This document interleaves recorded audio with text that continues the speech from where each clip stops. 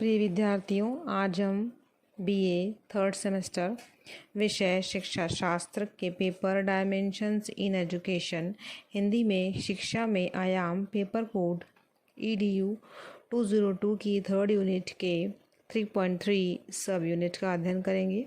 आज का हमारा टॉपिक है पर्यावरण से संबंधित कुछ संस्थानों का संक्षिप्त परिचय। सबसे पहले हम आपको यहाँ पर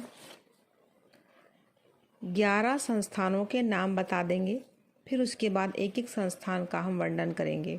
ठीक है, तो हमारा पहला संस्थान है केंद्रीय प्रदूषण नियंत्रण बोर्ड। दूसरा है इंदिरा गांधी राष्ट्रीय वानिकी अकादमी। तीसरा राष्ट्रीय प्राकृतिक इतिहास संग्रहालय नई दिल्ली।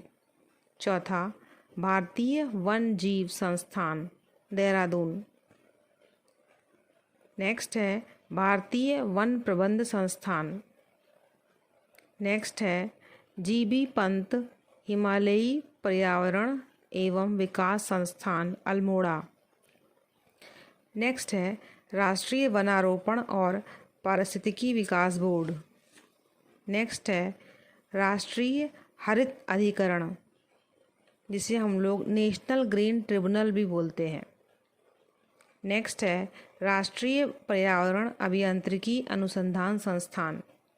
नेक्स्ट है पर्यावरण एवं वन मंत्रालय। नेक्स्ट है WWF world wide fund for nature.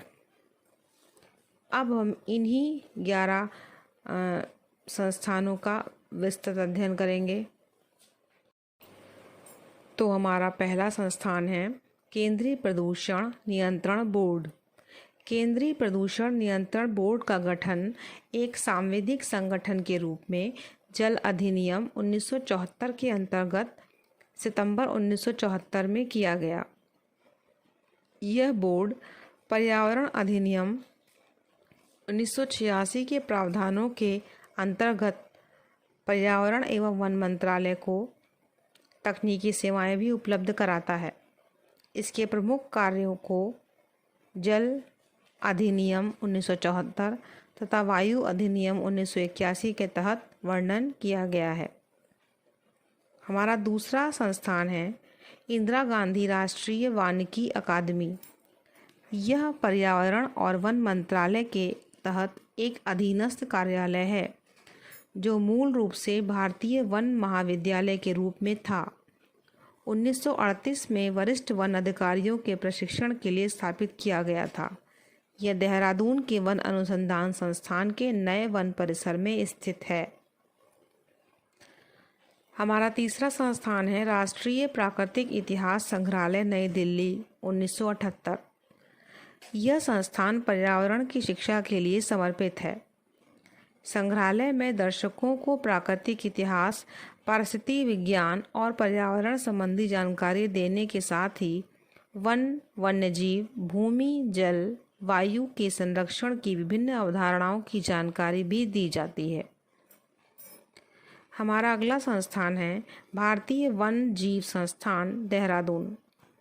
यह एक अंतर्राष्ट्रीय ख्याति प्राप्त संस्था है। यह संस्थान प्रशिक्षण पाठ्यक्रम, अकादमिक कार्यक्रम के अलावा वन्य जीव अनुसंधान तथा प्रबंधन में सहकारिता प्रदान करता है।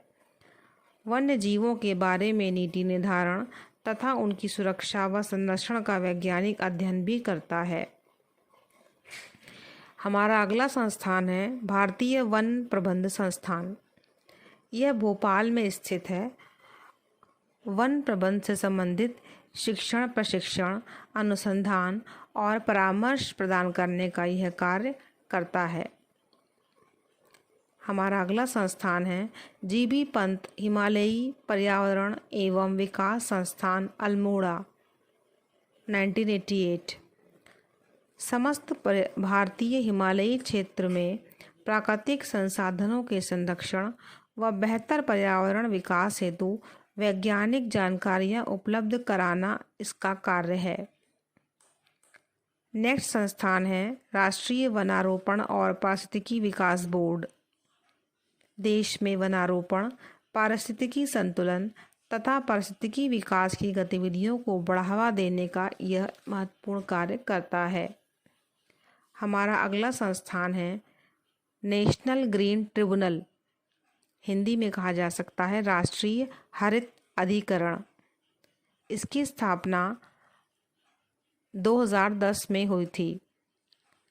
नेशनल ग्रीन ट्रिब्यूनल को शॉर्टकट में एनजीटी भी कहा जाता है। एनजीटी की स्थापना का मुख्य उद्देश्य पर्यावरण संबंधी मुद्दों का तेजी से निपटारा करना है, जिससे देश की अदालतों में लगे मुकदमों के बोझ को कुछ कम किया जा सके।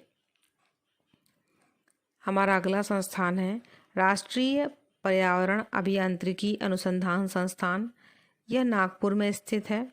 यह पर्यावरण विज्ञान एवं इंजीनियरिंग से संबंधित अनुसंधान एवं व्यावहारिक सुझाव देता है। हमारा अगला संस्थान है पर्यावरण एवं वन मंत्रालय।